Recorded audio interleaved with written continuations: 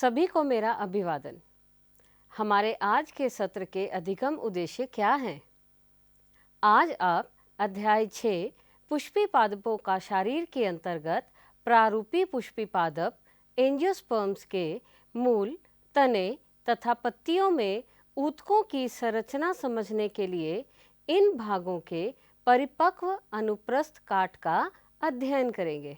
हम ये भी समझेंगे कि इन सबकी अनुप्रस्थ काट में पाए जाने वाले ऊतक जैसे कि बाह्य त्वचीय ऊतक, भरण ऊतक तंत्र और संवहनी ऊतक तंत्र किस प्रकार से व्यवस्थित हैं और एक दूसरे से मिलकर कैसे कार्य करते हैं।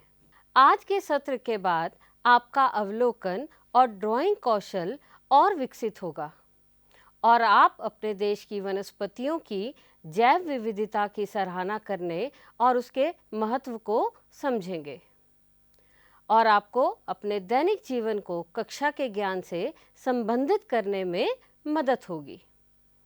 तो आपने अभी तक विभिन्न तरह के ऊतक एवं ऊतक तंत्र के बारे में जाना। चलिए अब हम ये देखते हैं कि द्विबीजपत्री पादपों का शरीर कैसा है।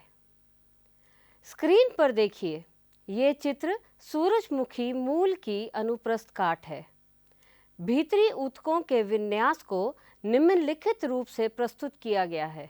सबसे बाहरी गुलाबी रंग से दर्शाई हुई भित्ति मूलीय त्वचा यानी एपिडर्मिस है। इनमें से कुछ कोशिकाएं बाहर की ओर निकली हुई हैं। ये एक कोशिकीय मूल रोम अर्थात रूट हेयर्स हैं। मूलीय त्वचा में नलिकाकार सजीव घटक होते हैं। इनमें से कुछ कोशिकाएं बाहर की ओर निकली होती हैं जो एक कोशिकीय मूल रोम बनाती हैं। मूलीय त्वचा की कोशिकाएं अनुप्रस्थ काट में आयत या समव्यासित या अंडाकार दिखती हैं, पर ये सतह पर चपटी, लंबी एवं एक दूसरे से सटी हुई होती है। ये कोशिकाएं पैरेन्काइमी होती हैं जिनमें बहुत कम मात्रा में साइटोप्लाज्म होता है जो कोशिका भित्ति के साथ होता है। प्राय मूल में क्यूटिकल नहीं पाई जाती, पर एक परिपक्व मूल में कभी कभी क्यूटिकल भी देखने को मिलती है, पर यह क्यूटिकल बहुत ही पतली होती है। मूल में रंध्र नहीं पाए जाते। एपिडर्मिस का मुख्य कार्य सुरक्षात्मक आवरण प्रदान करना और पानी और विलय के अवशोषण में मदद करना है। स्क्रीन पर फिर से देखिए, मूलीय त्वचा के अंदर हरे रंग से दर्शाया गया वल्कुट अर्थात कॉर्टेक्स है। वल्कुट में पतली भित्ति वाली पैरेन्काइमी कोशिकाओं की कई परतें होती हैं। इनके बीच में अंतराकोशिकीय स्थान होता है। यहाँ मौजूद पैरेन्काइमी कोशिकाएं अंडाकार या गोल होती हैं। मूल में वल्कुट में क्लोरोप्लास्ट यानी हरित लवक नहीं पाया जाता। वल्कुट की सबसे भीतरी परत अंतस्थ त्वचा अर्थात एंडोडर्मिस कहलाती है। पीले रंग की कोशिकाएं एंडोडर्मिस हैं। इसमें नालाकार की कोशिकाओं की एकल सतह होती है। इन कोशिकाओं में अंतराकोशिकीय स्थान नहीं होता। अंतस्थ त्वचा की कोशिकाओं की स्पर्श रेखीय तथा आर्य भित्तियों पर कैस्परी पट्टियों के रूप में जल अपरागम्य मोमी पदार्थ सवेरिन होता है। अंतस्थ त्वचा का मुख्य कार्य एक वायुरोधी परत बनाना है जिसके कारण मूल दाब बना रहता है। अंतस्थ त्वचा के भीतर की ओर मोटी भित्ति पैरेन्काइमी कोशिकाएं होती हैं जिसे परिरंभ अर्थात पेरिसाइकल कहते हैं। परिरंभ संवहनी बंडल की सबसे बाहर वाली परत है। इन कोशिकाओं में द्वितीयक वृद्धि के दौरान संवहन कैम्बियम तथा पार्श्वीर्य मूल प्रेरित होता है। मूल के केंद्रीय भाग को पित्त कहते हैं। द्विबीजपत्री मूल में पित्त बहुत छोटी अथवा अस्पष्ट या अनुपस्थित होती है। यहाँ की कोशिकाएं पतली भित्ति वाली जीवित पेरेन्काइमा हैं जिनमें अंतराकोशिकीय स्थान होते हैं। अब देखते हैं कि द्विबीजपत्री मूल में संवहनी बंडल किस प्रकार से व्यवस्थित हैं। जैसा कि आप अपनी स्क्रीन पर देख सकते हो, संवहनी बंडल में जाइलम और फ्लोएम के 2 से 4 खंड होते हैं। यहाँ जाइलम को लाल रंग से दर्शाया गया है और फ्लोएम को आसमानी नीले रंग से दर्शाया गया है। जाइलम तथा फ्लोएम बंडल के बीच पेरेन्काइमी कोशिकाएं हैं जिन्हें हम कंजक्टिव ऊतक कहते हैं। इस कंजक्टिव ऊतक को गहरे नीले रंग से दर्शाया गया है। जब द्वितीय वृद्धि होनी होती है तो जाइलम और फ्लोएम के बीच में कैम्बियम का एक छल्ला बन जाता है, जो आप अपनी स्क्रीन पर नारंगी रंग में देख रहे हो। ये कैम्बियम अंदर की ओर जाइलम तथा बाहर की ओर फ्लोएम को काटता है। अंतस्त्वचा के अंदर की ओर सारे ऊतक जैसे परिरंभ, संवहन ऊतक तथा पित्त मिलकर रंभ अर्थात स्टील बनाते हैं। आइए अब हम देखें कि एक बीजपत्री मूल की अनुप्रस्थ काट में हमें क्या नजर आता है और वो द्विबीजपत्री मूल की अनुप्रस्थ काट से भिन्न कैसे है। एक बीजपत्री मूल का शारीर बहुत अधिक द्विबीजपत्री मूल के शारीर के समान होता है। द्विबीजपत्री मूल की अनुप्रस्थ काट की ही तरह इसमें भी बाह्य त्वचा, वलकुट, अंतस्त्वचा, परिरंभ, संवहन बंडल तथा पित्त होते हैं। अपनी स्क्रीन पर जो आप चित्र देख रहे हो, यही वो एक बीजपत्री मूल की अनुप्रस्थ काट है। यहाँ संवहनी तंत्र को देखें। आपको कुछ भिन्नता दिखाई दी क्या? बिल्कुल सही। यहाँ जाइलम की संख्या द्विबीजपत्री मूल की जाइलम से अधिक है। इनमें प्रायः 6 या 6 से अधिक जाइलम और फ्लोएम के खंड होते हैं, इसलिए ये बहुआदिदारुक है। पित्त बड़ी तथा बहुत विकसित होती है तथा एक बीजपत्री मूल में कैम्बियम नहीं होता, इसलिए इनमें द्वितीयक वृद्धि नहीं होती। यहाँ एक बात और गौर करने वाली है, मूल चाहे द्विबीजपत्री हो या एक बीजपत्री, मेटाफ्लोएम अंदर की ओर यानी पित्त की ओर होता है और प्रोटोफ्लोएम परिधि की ओर होता है। ऑर्किड की मूल में जो मिट्टी में नहीं जाती में एक बाहरी सीमित बहुपत्री परत है जो मल्टीसीरिएट एपिडर्मिस कहलाती है। इसमें कॉम्पैक्ट रूप से व्यवस्थित मृत कोशिकाएं होती हैं जो मूल को एक मोटा आवरण प्रदान करती है।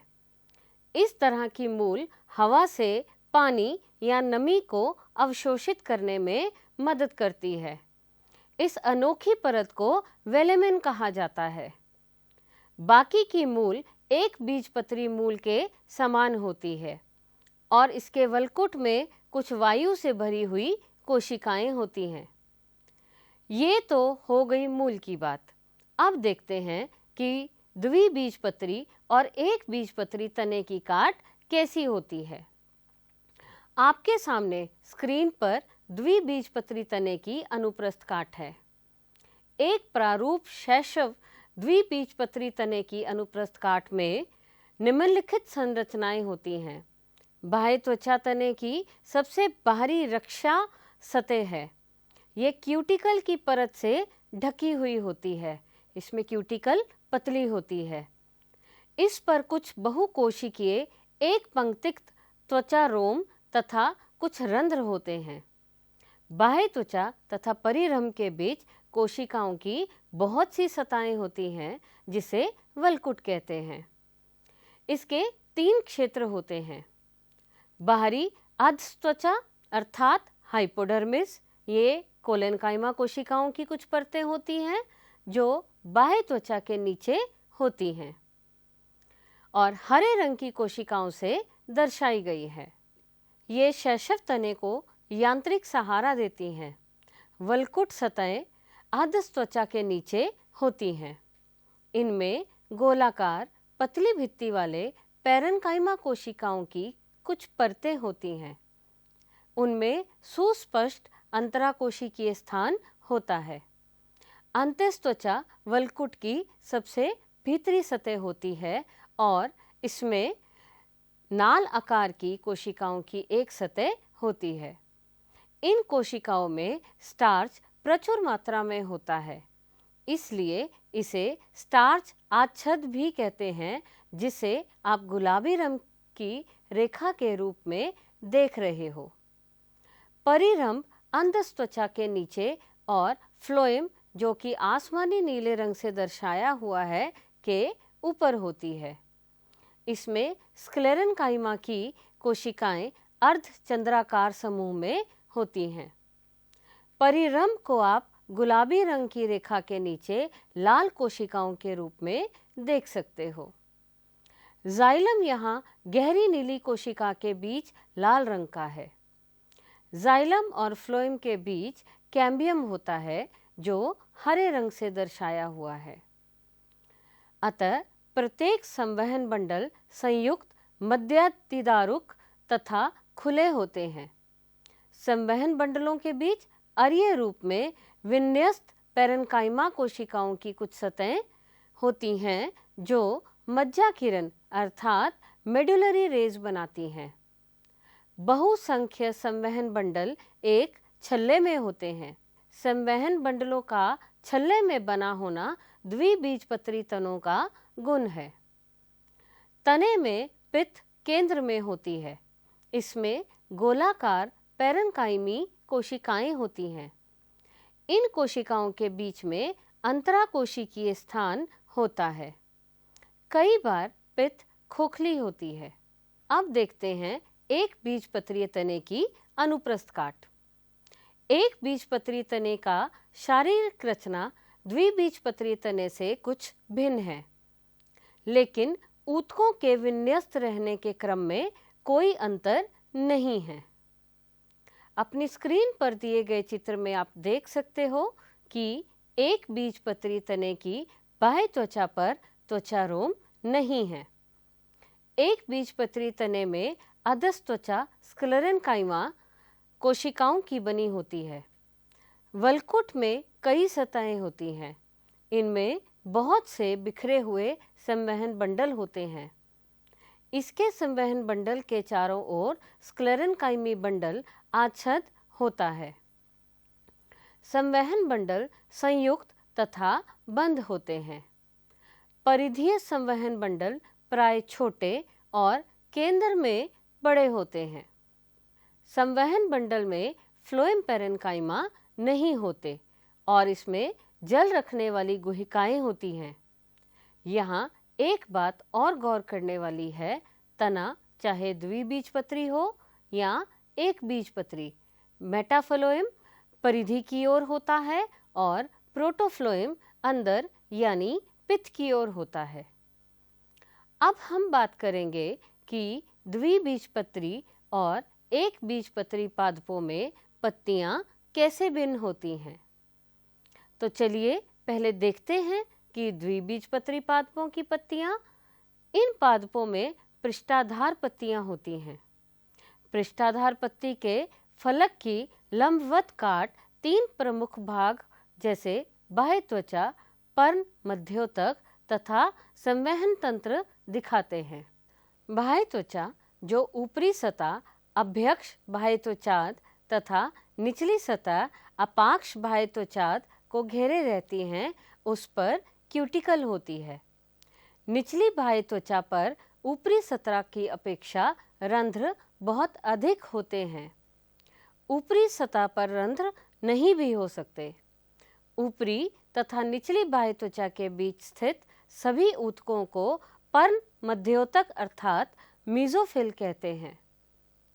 पर्ण मध्योतक जिनमें क्लोरोप्लास्ट होते हैं और प्रकाश संश्लेषण करते हैं, पैरेन्काइमा कोशिकाओं से बनते हैं और इनमें दो प्रकार की कोशिकाएं होती हैं, खंभ अर्थात पैलिसेड पैरेन्काइमा तथा स्पंजी पैरेन्काइमा। खंभ पैरेन्काइमा ऊपरी बाह्य त्वचा के बिल्कुल नीचे होते हैं और इनकी कोशिकाएं लंबी होती हैं। ये लंबवत समांतर होती हैं।